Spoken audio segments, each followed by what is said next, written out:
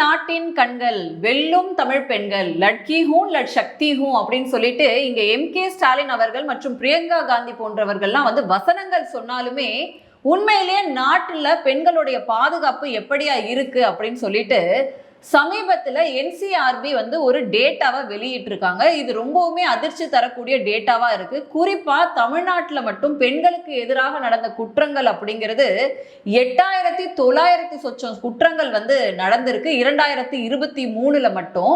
So இதை பத்தி தான் இந்த காணொலியில நம்ம பார்க்க போறோம். பெண்களுடைய பாதுகாப்பு இந்த மாநிலங்கள்ல எப்படி இருக்கு, அதுக்கு இந்த அரசாங்கம் என்ன செய்யுது அப்படிங்கிறத பத்தி பார்க்கலாம். வணக்கம், நான் லோகேஸ்வரி.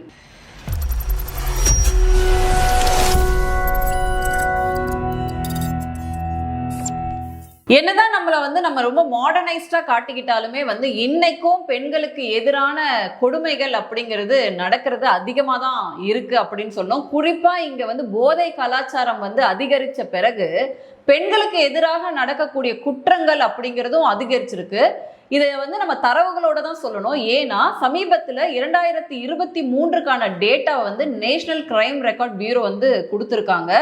அதுல சில மாநிலங்கள்ல என்ன மாதிரியான குற்றங்கள் பெண்களுக்கு எதிராக நடந்திருக்கு, எவ்வளவு குற்றங்கள் நடந்திருக்குன்ற டேட்டாவை கொடுத்துருக்காங்க. இது பார்க்கவே ரொம்ப அதிர்ச்சிகரமா இருக்கு. ஒரு பக்கம் எம்.கே. ஸ்டாலின் அவர்கள் பாத்தீங்கன்னா பெண்களுக்கு பாதுகாப்பான அரசு நாங்க தான், வெல்லும் தமிழ் பெண்கள் அப்படின்னு சொல்லிட்டு ஷோ நடத்திட்டு இருக்காரு. இன்னொரு பக்கம் பிரியங்கா காந்தி போன்றவர்கள் பாத்தீங்கன்னா வசனங்களா பேசிட்டு இருக்காங்க. ஆனா இந்த மாநிலங்கள்ல நடக்கக்கூடிய குற்றங்களோட எண்ணிக்கை அப்படிங்கிறது ரொம்ப பகீர்னு இருக்கு பாக்குறதுக்கே. குறிப்பா மம்தா பானர்ஜி ஆளக்கூடிய வெஸ்ட் பெங்கால் மாநிலத்துல பெண்களுக்கு எதிரான குற்றங்களோட எண்ணிக்கை மட்டும் பாத்தீங்க அப்படின்னா 2023 டேட்டா படி கிட்டத்தட்ட 34,691 வழக்குகள் அப்படிங்கிறது இருக்கு. கர்நாடகத்துல 20,336 வழக்குகள், கேரளத்துல 16,025 வழக்குகள், தமிழ்நாட்டுல 8,943 வழக்குகள் அப்படின்னு சொல்லிட்டு இந்த மாநிலங்கள்ல அதிகமான குற்றங்கள் அப்படிங்கிறது நடக்குது. இது எல்லாமே பாத்தீங்கன்னா இந்திய அலையன்ஸ் ஆளக்கூடிய மாநிலங்களா இருக்கு. சோ இங்க பெண்களுடைய பாதுகாப்பு அப்படிங்கிறது கேள்விக்குறியா இருக்கு. இது மட்டும் இல்லாம இந்த குற்றங்கள்ல ஈடுபடுறவங்களை இந்த அரசாங்கம் எப்படியா காப்பாற்ற முயற்சி பண்ணுது அப்படிங்கிற பகிரங்கமான விஷயங்களையும் சொல்றாங்க. இதுல நம்ம குறிப்பா நம்ம தமிழ்நாட்டுல இருக்கிறதுனால தமிழ்நாட்டில் நடந்த முக்கியமான நிகழ்வுகளுக்கு மட்டும் நான் இங்க சொல்லணும் அப்படின்னு நினைக்கிறேன். அதுல இங்க நடந்த அண்ணா யூனிவர்சிட்டி விவகாரம் பாத்தீங்கன்னா யார் அந்த சார் அப்படின்னு தொட்டு பெரிய ஒரு பகீர கலப்புச்சு அப்படின்னு சொல்லணும். இங்க சிசிடிவியை தொட்டு அண்ணா யூனிவர்சிட்டி வளாகத்துக்குள்ளேயே இந்த விஷயம் நடந்தது. நம்ம காங்கிரஸை பார்த்து கேட்க வேண்டிய கேள்வி என்னன்னா, பிரியங்கா காந்தி அவர்கள் என்னதான் இந்த மாதிரி லட்கி ஹூ லட் சக்தி ஹூ அப்படின்ற ஸ்லோகன்லாம் சொன்னாலுமே காங்கிரஸ் ஏதாச்சும் பிரச்சனை செஞ்சா மட்டும் ஏன் வாயை மூடிட்டு இருக்கீங்க பிரியங்கா காந்தி அக்கா அப்படின்னு நம்ம கேட்கணும். ராகுல் காந்தி அவர்களோ இல்ல பிரியங்கா காந்தி அவர்களோ சமீபத்துல கேரளால நடந்திருக்கக்கூடிய ராகுல் மண்கூட்டுதில் அவருடைய கேஸ்ல வாயவே திறக்கல அப்படிங்கறதா விஷயம். யார் அந்த ராகுல் மண்கூட்டுதில் அப்படின்னு பாத்தீங்கன்னா இவர்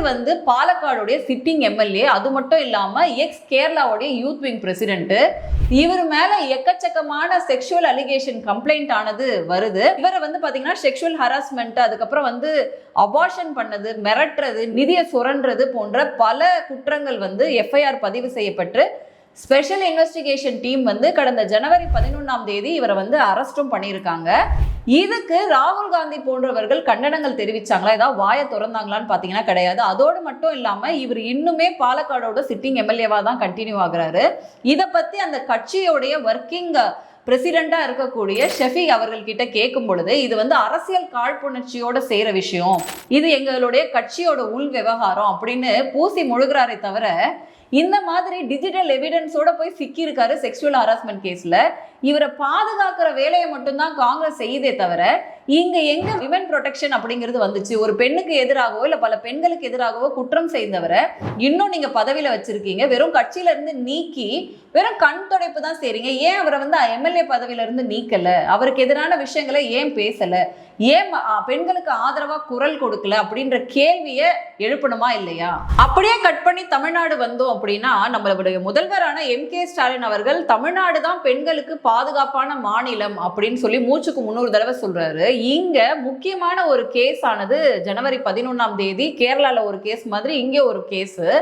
என்ன அப்படின்னா, திருச்சியில ஒரு 15 வயசு பெண் குழந்தை, இந்த குழந்தைய வந்து பாலியல் தொல்லை கொடுத்துருக்காங்க. அது மூலமா அந்த குழந்தைக்கு வந்து கர்ப்பமாகுது. அந்த குழந்தை பெத்துக்கிறதுக்காக கவர்மெண்ட் ஹாஸ்பிட்டல் போக முடியாம அந்த குழந்தையோட தாய் வந்து என்ன பண்றாங்கன்னா, பிரைவேட் ஹாஸ்பிட்டலுக்கு போய் அங்க ஒரு குழந்தைய பெத்தெடுத்து அங்கேயே அந்த குழந்தைய விட்டுட்டு வந்துடுறாங்க.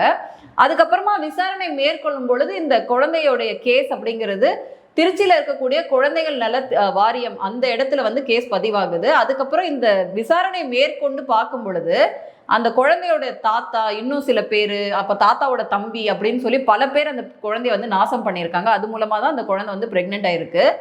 இந்த கேஸ்க்கு வந்து 15 பேர் மேலே போக்சோ சட்டம் அப்படிங்கிறது பாஞ்சிருக்கு. அந்த வழக்கை வந்து பதிவு செஞ்சுருக்காங்க. அதை வந்து கையில் எடுத்திருக்காங்க கடந்த ஜனவரி 11. ஏன் இதை சொல்கிறோம் அப்படின்னா, இதில் முக்கியமாக அழுத்தம் கொடுத்தவங்க யாருன்னு பார்த்தீங்கன்னா, திமுக ஆளுங்கட்சியோடைய முக்கியமான திமுக நிர்வாகி தான் அழுத்தம் கொடுத்து இந்த கேஸை மேற்கொண்டு போக விடாம தடுத்து வச்சிருந்திருக்காரு. இப்ப இந்த கேஸ் வந்து வெளியே வந்திருக்கு. 15 பேர் மேல போக்சோ சட்டம் அப்படின்னு போட்டிருக்காங்க.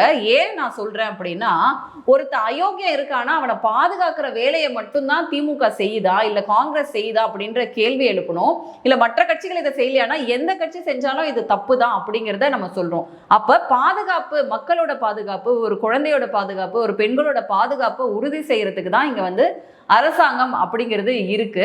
இந்த மாதிரியான அயோக்கிய ராஸ்கல்ஸை பாதுகாக்க வேண்டிய வேலை வந்து அரசாங்கத்தோடது கிடையாது. இந்த திமுக நிர்வாகியை என்ன பண்ணுவாங்கன்னு நம்ம எம்.கே. ஸ்டாலின் அவர்கள்கிட்ட கேட்கணும். இதே மாதிரி தான் அண்ணா யூனிவர்சிட்டி விவகாரத்துலையும் பார்த்தீங்கன்னா, இந்த குணசேகரன்றவனுக்கும் எங்களுக்கும் எந்த சம்பந்தமே இல்லைங்க அப்படிங்கிற விஷயத்தை வந்து போட்டு இன்னைக்கு அமைச்சர் வந்து அவரோட எடுத்த புகைப்படங்கள் அப்படிங்கிறது பேச, அவரோட மட்டும்தானா கஞ்சா விற்கிறவன்ல இருந்து பொம்பளை கடத்தல் பண்றவன்ல இருந்து எல்லாரோடையும் இந்த திமுக அமைச்சர்கள் தொடர்புல இருப்பாங்களா என்னவா அப்படின்ற மாதிரி பல செய்திகள் வந்துட்டு இருக்கு. இந்த அண்ணா யூனிவர்சிட்டி விவகாரத்துல திமுக அரசு என்ன பண்ணுச்சு அப்படின்ற கேள்வி எழுப்பணும். யாரை பாதுகாக்க நீங்க இந்த மாதிரியான விஷயங்கள்லாம் பண்ணீங்க? இங்க எங்க வந்து உங்களுக்கு பாதுகாப்பு அப்படிங்கிறது இருக்கு? பெண்களுக்கு ஆதரவாக நீங்க என்ன நடந்துக்கிறீங்க? அதோட சேர்த்து கோயம்புத்தூர்லயும் ஒரு பொண்ணுக்கு வந்து குடிச்சிட்டு குடி போதையில அந்த பெண்ணை என்ன அட்டூழியம் பண்ணாங்க அப்படிங்கிறதையும் நம்ம பார்க்குறோம். ஆனால் முதல்வர் அவர்கள் இதுக்கு என்ன மாதிரியான நடவடிக்கைகள் எடுக்கிறாங்க? போதை கலாச்சாரம் அப்படிங்கிறது அதிகமாகுது. நீங்களே அயோக்கிய ராஸ்கல்ஸை வந்து பாதுகாக்கிற மாதிரியான விஷயங்களை செய்யும் பொழுது இங்க பெண்கள் பாதுகாப்பு அப்படிங்கிறது எங்க இருக்கு? அப்ப நமக்கு இந்த என்சிஆர்பி போன்ற விஷயங்கள் சொல்லக்கூடிய டேட்டாஸ் இருக்கு இல்லையா, இது வந்து வெளியே வந்த விஷயம் மட்டும்தான். வெளியே வராத கேஸ் அப்படிங்கிறது இன்னும் எவ்வளவு இருக்குமோ அப்படிங்கிறது நமக்கே தெரியல. அதோட மட்டும் நிக்கல. அதே 11ஆம் தேதி இன்னொரு கேஸ் எங்க அப்படி பாத்தீங்கன்னா விழுப்புரத்துல. இதுல வந்து பாத்தீங்கன்னா பாலியல் குற்றவாளிகளின் கூடாரமா திமுக அப்படின்னு சொல்லிட்டு நியூஸ் டே வந்து ஒரு செய்தியும் வெளியிட்டு இருக்காங்க. என்னன்னா, கீழ்பெரும்பாக்கம் அப்படிங்கிற பகுதியில இளம் பெண்களை வந்து போட்டோ எடுத்து அவங்க அனுமதி இல்லாமையே வந்து ஆபாசமா அதை மாத்தி ஆன்லைன்ல விற்பனை செஞ்சிருக்காரு ஒரு திமுக பிரமுகர். அவரோட பேர் என்ன அப்படின்னா கலைவாணன் அப்படிங்கிறவர் தான். இவருக்கு தர்மடி கொடுத்து போலீஸ் ஸ்டேஷனுக்கு கூட்டிட்டு போயிருக்காங்க. அங்க நடவடிக்கை எடுக்காதனால அங்கேயே முற்றுகை போராட்டம் செஞ்சு மக்கள் வந்து இவங்களுக்கு ஒரு நியாயத்தை கொடுக்கணும் அப்படின்னு கேட்டிருக்காங்க. இந்த மாதிரியான பெண்களுக்கு எதிரான குற்றம் செய்யறவங்களை கூடாரமா தான் திமுக இருக்கா அப்படின்ற கேள்வியை எழுப்பணும். யார் குற்றம் செஞ்சாலும் குற்றம் தான், அது எந்த கட்சியாக இருந்தாலும் சரி. இதெல்லாம் பண்ணிட்டு வெல்லும் தமிழ் பெண்கள், லட்கியும் லடி சக்தியும் அப்படிங்கிற ஸ்லோகனை மட்டும் சொல்லி வெறும் வாயில வடை சுடுறதுனால என்ன பிரயோஜனம்? இங்க நீங்க ஒரு பெண்களுக்கு எதிரான குற்றங்களோ இல்ல பாலியல் குற்றங்களோ நடக்கும் பொழுது வாயவே துறக்காம அமைதியா இருக்கிறதோட நோக்கம் என்ன? சட்டம் தன் கடமை செய்யும், சட்டப்படி அவங்க நடவடிக்கை எடுத்துக்கிறாங்க, கேஸ் ஃபைலா இருக்குனாலும் அவங்கள பாதுகாக்கிற வேலையை காங்கிரஸ் திமுக போன்ற அரசுகள் செய்து அப்படிங்கிறத தான் இங்க பகிரங்க குற்றச்சாட்டா சொல்றோம். என்சிஆர்பி சொல்லக்கூடிய இந்த டேட்டா அப்படிங்கிறது பெரும் அதிர்ச்சியா இருக்கு. இது 23 டேட்டா மட்டும்தான். இன்னும் 26, 25 இது மாதிரியான நிறைய டேட்டாஸ் இன்னும் இருக்கு. அதுல என்ன மாதிரியான குற்றங்கள் நடந்திருக்கு அப்படின்னு நமக்கு தெரியல. ஸோ அந்த பாதுகாப்பாக தான் பெண்கள் இருக்காங்க அப்படின்னு சொல்லிட்டு திமுகவோ இல்லை காங்கிரஸோ வந்து வேஷம் தான் போடுறாங்க அப்படின்னு நம்ம சொல்லலாம். மீண்டும் வேறொரு காணொலியில் சந்திக்கிறேன். நன்றி, வணக்கம்.